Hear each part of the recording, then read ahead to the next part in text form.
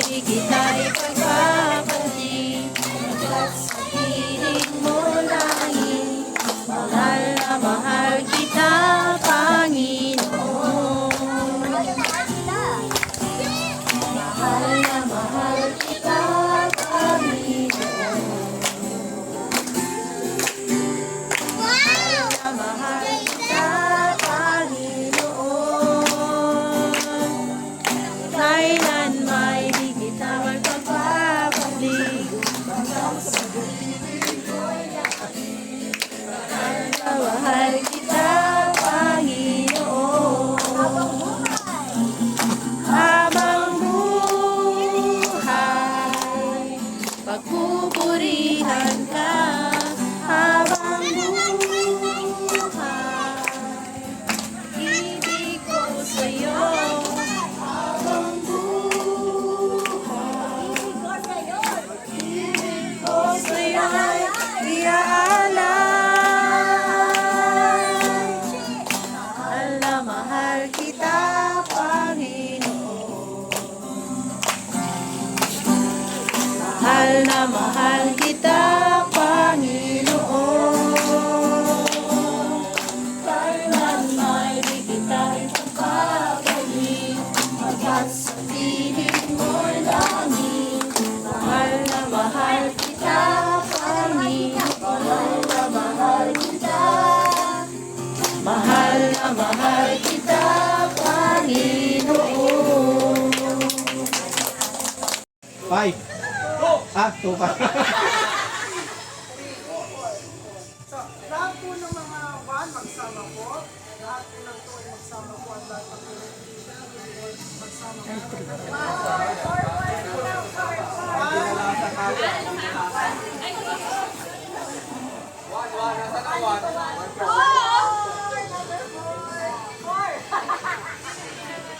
Kora ko?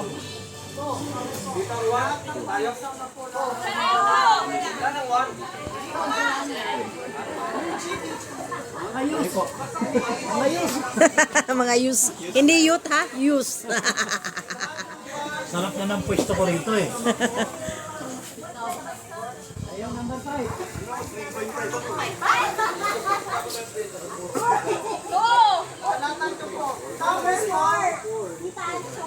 Sa bawat grupo niyo po, makasan po kayo ng leader po.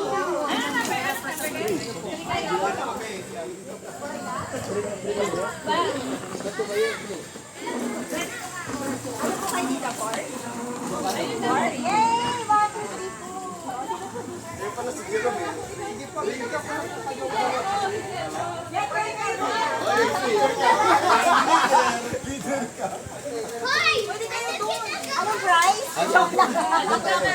Magwalang price, hindi na ako sasali.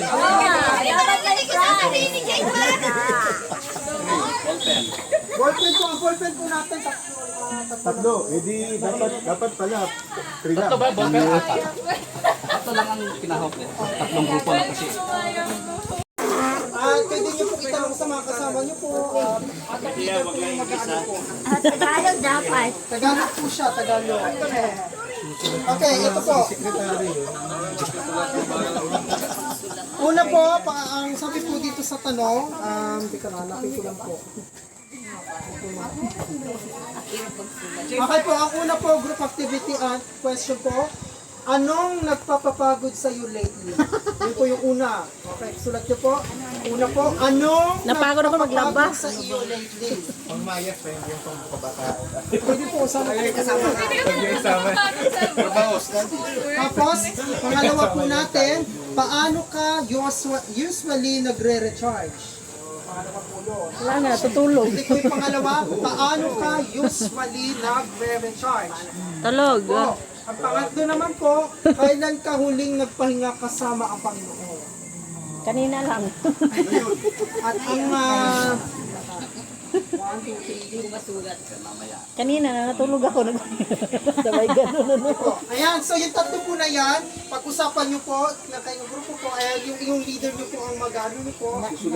Meron po, yung leader po pupunta dito sa harapan para siya mag-share po kung ano po yung mga ano nyo po. Ano yung pangatlo? Ang pangatlo po natin, Kailan ka nagpahinga kasama ang Panginoon? ang pangatlo po, kailan ka huling nagpahinga kasama ang Panginoon? Huling nag-rest kasama. Kailan ka huling nagpahinga kasama ang Panginoon? Sige po. I give you 5 minutes na mag-usap-usap po kayo or 10 minutes po. Okay, 10 minutes po. Time start now po. Pwede na po ka lang usap-usap po. Pamilya pa minsan-minsan. Sabay ganun. Sa lahat. Sa lahat, sa family, sa trabaho, lahat na.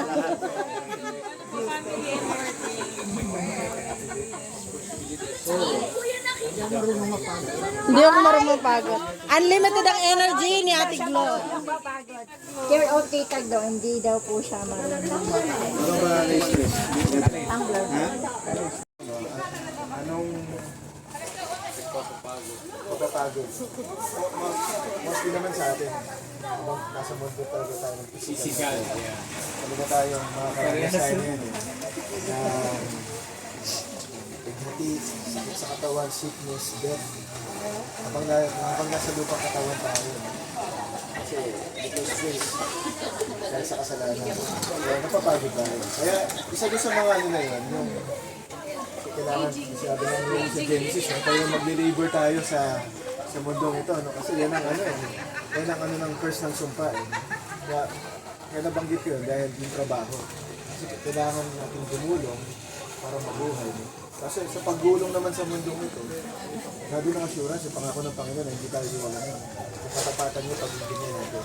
So, balik ulit tayo sa napapagod. No? Yes, unang nabanggit tayo sa trabaho.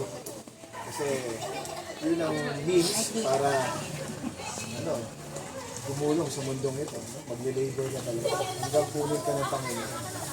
E minsan, yung mga trabaho sa atin, sa tao, kung paano mo i-handle yun. Kung mula sa iyo ang Panginoon, may assurance ka na malalampasan mo yun. Kaso pag yung medyo may pride ka, yung career path mo, nandun, self-righteous ka, yun ka nakakaramdam ng unfulfilling sa trabaho. Kaya, yun ang minsan yan, nakukompare ko sa sarili ko.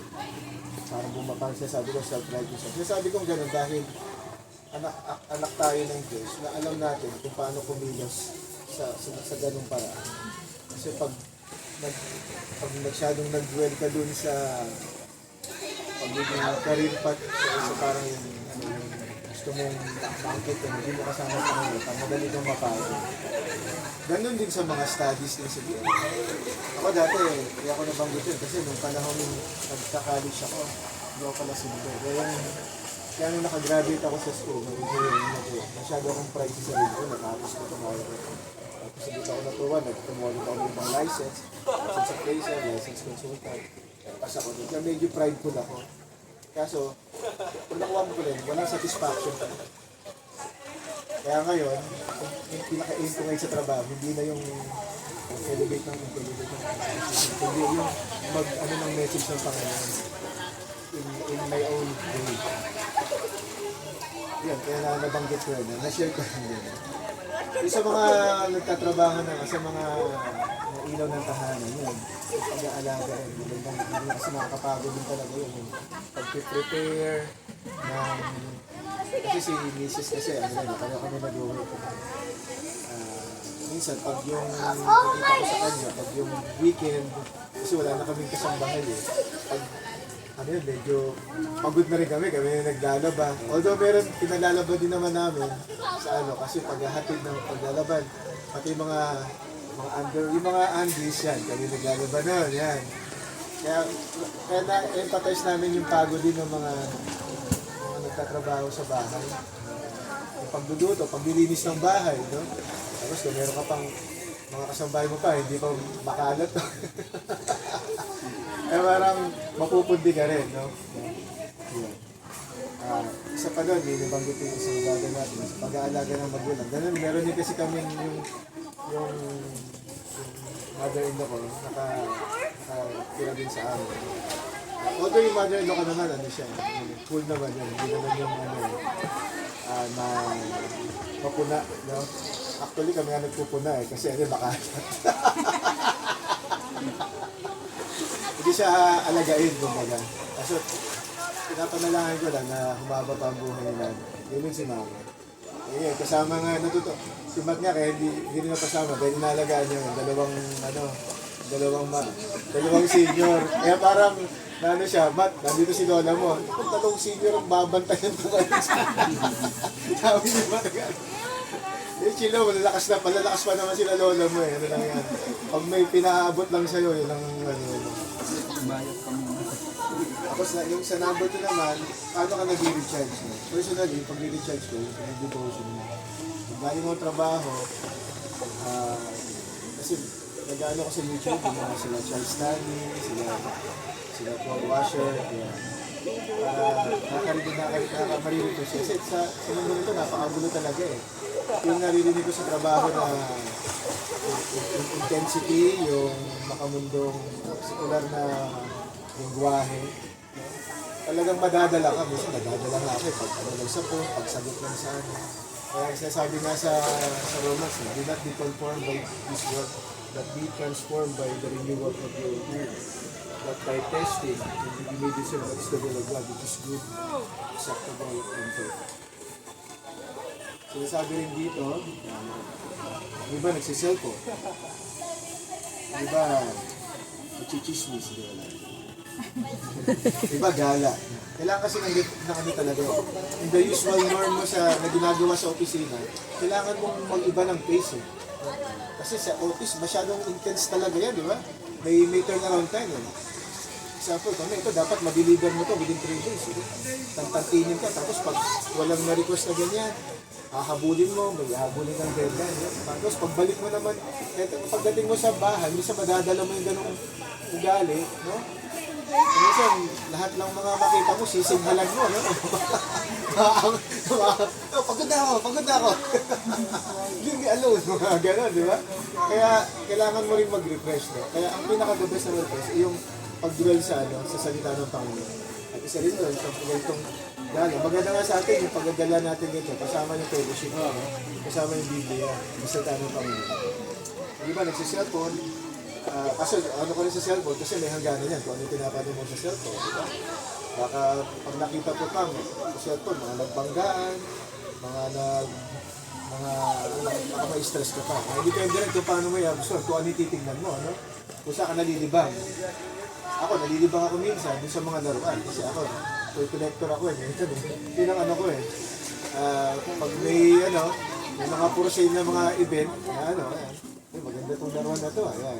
Doon ako na-stress. Doon ako na-stress ako sa pagbabayad.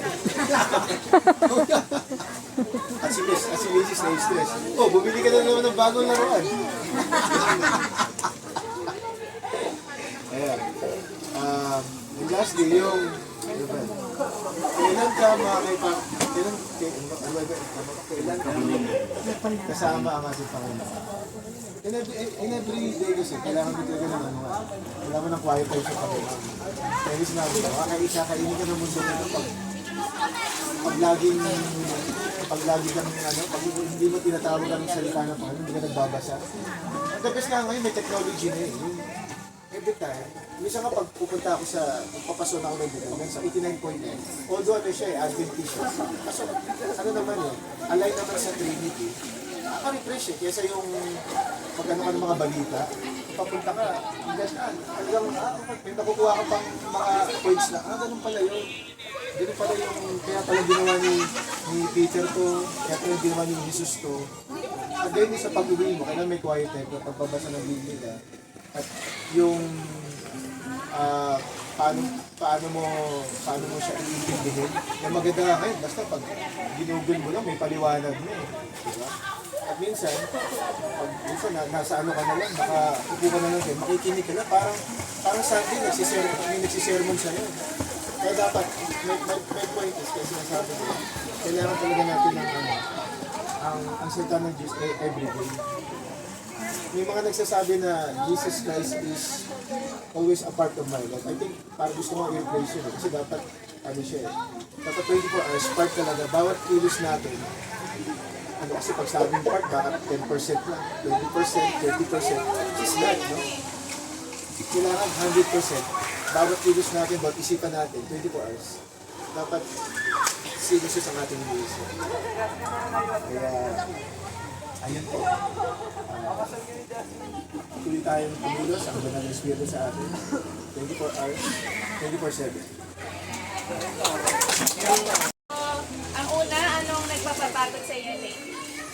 Ang mga sagot namin ay work, gawaing bahay, tsaka sa school, mga ginagawa sa school. And, paano kayo nagre-recharge? So, nagre-recharge, natutulog, kumakain with family, and nagme-meditate, tapos nag-a-attend ng mga Sunday worship, and yung Sunday school.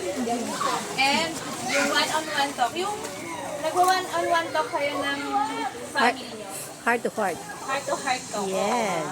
With matching coffee, sabi ni Donna. Yun. So, gano'n na. Pag-recharge, gano'n na pag-usapan namin. So, kailan ka huling nagpahinga kasama ang Panginoon? Kanina, bago pumunta dito is through prayer. And then kagabi din. Ganun. Bago kami natulog is nag-pray din. So, yun yung aming pahinga. Yun na po! Number 1, ano ang nakapagpapagod? Ano pa? Sa'yo. Sa'yo. Work, trabaho. Tapos ano ito? Household, gawaing bahay. Tapos ano pa? Bills. Yung bills. Nakapagpapapagod talaga yan. Talagang nakakapagpapagod yan ng bulsa. Bilang physical na ating katawan, meron tayo katulad sinabi ng brother may katawang lupa tayo. Kailangan natin ng paggawa bilang tao para matugunan natin ang pangangailangan natin as human. Yun, yung mga kulitan ng mga bata. Pero maswerte dahil kahit pa paano, hindi tayo yung tipong dahil sa pagod na tayo na natatalo tayo ng pagod.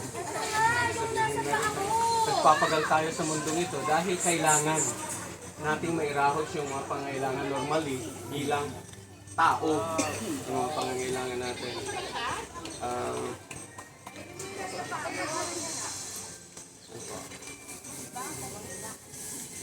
Yun lang naman ang ano natin, ang masasabi ko lang, yung kahit napapagod tayo,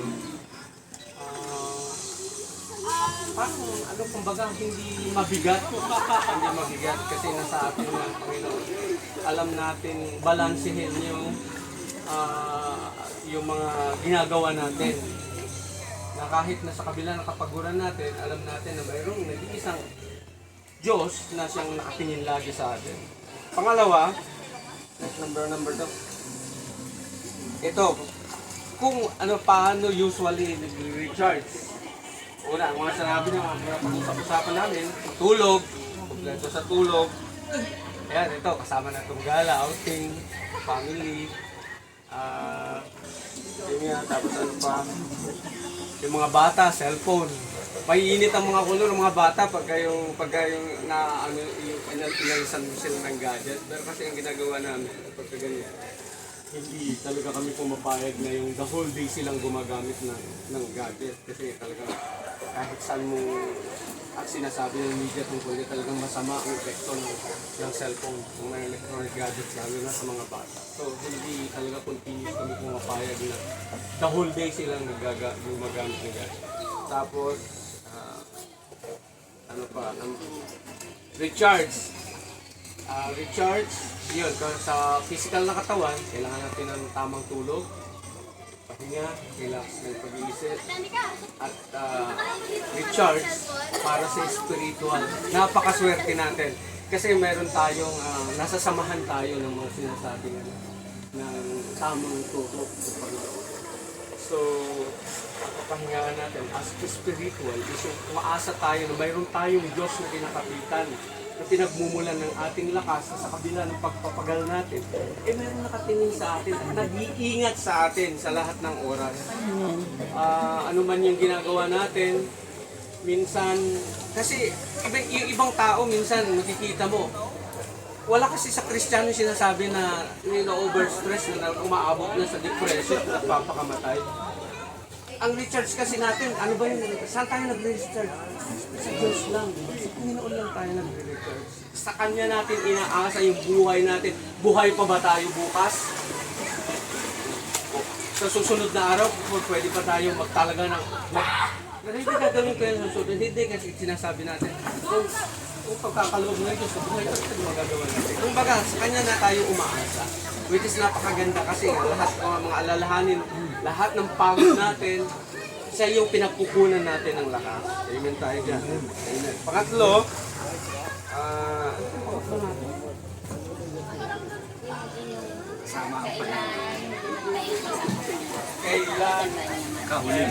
kailan huli nagpahinga kasama Panginoon?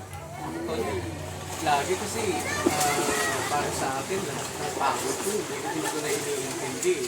At hindi ko na iniintindi, umaasa na ako sa biyaya ng Diyos.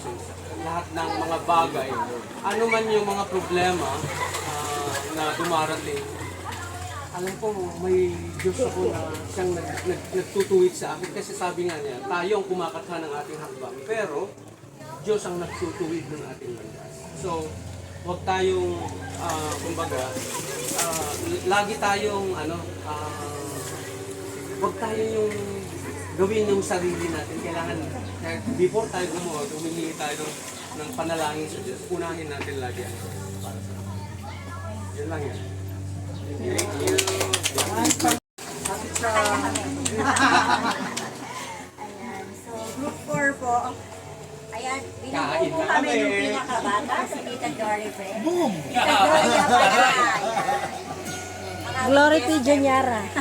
Anyway po, ano daw po napapabagot sa amin lately? Nakakatuwa po kasi, ang sabi po ni Tita Do, hindi daw po siya napapagod. The joy of the Lord is my strength, di ba po? Pero napapagod daw po siya kapag may sakit. Kasi hindi daw po kasi siya makagalaw na maano. But I believe na kapag yung strength mo nanggagaling talaga kay Lord, is talagang namumutawi talaga yung strength ng Panginoon.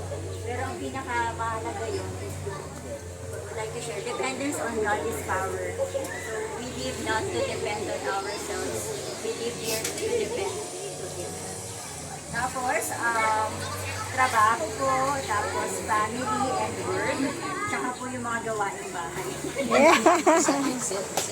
Ayan po. Pangalawa naman po, paano ba usually nag-recharge yan? So, pansin niyo naman po yung FB ni Joyce, di ba? Nag-travel po siya. All around the world. Ayan. Tapos, ako naman po more on to bonding sa mga kaibigan ko. Usap-usap coffee. Tapos po yung aking mga wakuhang po namin member, pahinga. Papahingaan. Tulog. Pangatlo naman is, kailan ka nag-rest kasama si Lord? Every day po. Every day, we are being with God. Kanina lang po in every devotion. Kasi without His presence, we really cannot do it. Amen. Without Him, we are really nothing. Yes. Amen. Okay, salamat po sa mga sharings nyo. Napakayaman ng ating mga sharings. Pwede na po kayong magdestino. Dito, may angkang pastor. Dito, may angkang din na lay leader. May angkang pastor. Pwede na kayong magdestino. Handa na kayong magdestino. So, sa sobrang dami ng trabaho, sa bahay, sa opisina, deadlines at mga responsibilidad. Bills, huwag mong kakalimutan yung bills. Minsan nakakalimutan na natin na pahinga ay napakahalaga. Mahalaga ang pahinga, pero hindi lang basta pahinga, kundi pahinga kasama ang ating Panginoon. Kagaya ng sabi ko kanina, nakita ng ating Panginoon, siya mismo ang nag-imbita sa kanyang mga alagad at iniimbita rin tayo na magpahinga kasama siya. Hindi lang ito beach trip, hindi lang ito Torres Farm trip, hindi lang natin i-enjoy ang mga views ng ibang bansa dahil narito lahat. Nandyan ang Greece, mayroong international airport, domestic airport, may Egypt, may UAE. Para tayong nag-travel sa lupang ito. Kundi intentional rest. Time to recharge physically, time to recharge spiritually, time to recharge emotionally. Sa dami ng hassle, do we still find joy in simple things? Sa dami ng trabaho, minsan, pag ganito, mag-take tayo pupunta tayo ng ganito. Pero hindi naman yun natutupad dahil may mga trabahong naghihintay sa bahay. Kagaya nung Merkules, sabi ni Kuya Jerome, dapat Wednesday, walang magte-text na hindi ako makakapunta. Naku, nung gabi, ayan, maraming nag-text, hindi ako makakapunta. Kasi dahil may mga trabaho. At luckily, swerte tayo dahil kahit may trabaho, iniwan natin at nandito nga tayo para mag-recharge. Fellowship, nature, in God's presence. Ngayong outing, wag lang nating i-enjoy ang pagkain, wag lang nating i-enjoy ang tawanan, wag lang nating i-enjoy ang mga views, mag-swimming, magsakay, kahit na 100 per head. Nako, ikutin natin itong 7 hectares. At ang views ng iba't ibang bansa. Let us also take the moment to pause, to reflect, and reconnect with one another, especially sa ating Panginoon. Kaya, sa umagang ito, reconnect or recharge with purpose.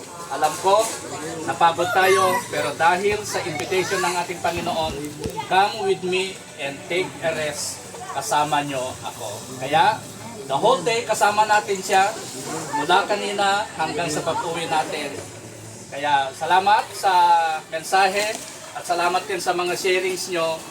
At tayo po ay mamaya ating busugin ang ating physical na katawan. Thank you.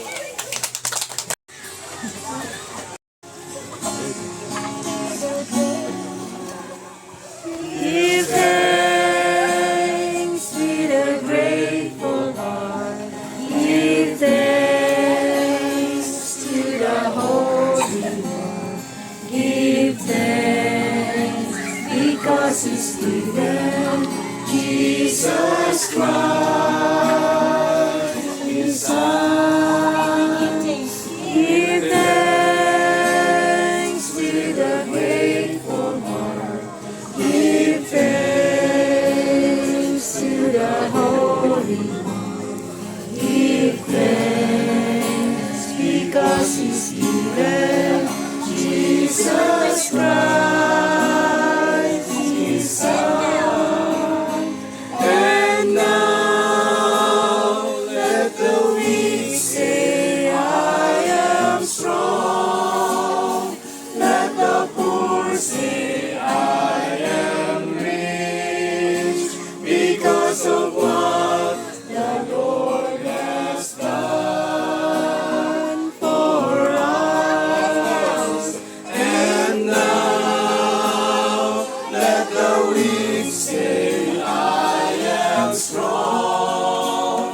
Let the poor say, I am rich, because of what the Lord has done for us.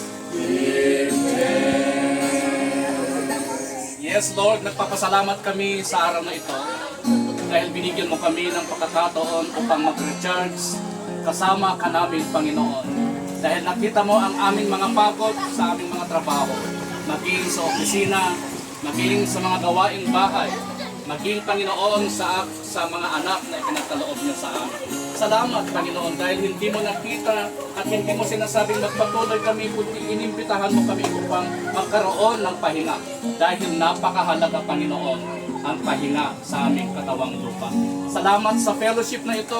Salamat sa grupong ito na nag-initiate, Panginoon, upang makarating kami dito sa Torres Farm kung saan dito mo kami dinala. At napakaputi mo, Panginoon, dahil ginabayan mo kami. Ikaw ang nagbigay ng protection sa bawat isa. Maging Panginoon sa aming mga sasakyan. Ligtas kami na nakarating. At dalangin namin, Panginoon, maging sa aming pag-uwi. Kung gaano mo kami ginabayang papunta, ganun din, Panginoon, ang paggabay mo sa amin. Sa aming mga pag-uwi, sa aming mga tirahan. Salamat, Panginoon, sa mensahe na aming narinig. Salamat sa mga reflection na nag-share sa amin. At ngayon, na-recharge kami, na-refresh kami, ikaw ang kasama namin. At magsimula kami, Panginoon, na magtrabaho ulit, na ikaw ang nagpalakas, ikaw ang nagbigay ng kalakasan sa amin. Dahil kagaya ng sabi ni Psalm David, you are His Lord, you are His strength and refuge. Kaya sa oras na ito, we are claiming the same verse, that you are our strength and our refuge. Kaya sa oras na ito, salamat, Panginoon. Akin din pong ipagpapasalamat ang aming mga baon, Panginoon, na aming pagsasalusaluhan ngayon. Biyayaan mo ito, basbasan mo, at ibalik mo, Panginoon, sa mga anak mo ang liglig, siksik, umaapaw na biyaya, upang sa ganon, maging ang aming spiritual na buhay ay magiging biyaya sa ibang kasama. Ito ang aming panalangin sa matamis na pangalan ni Jesus. Amen.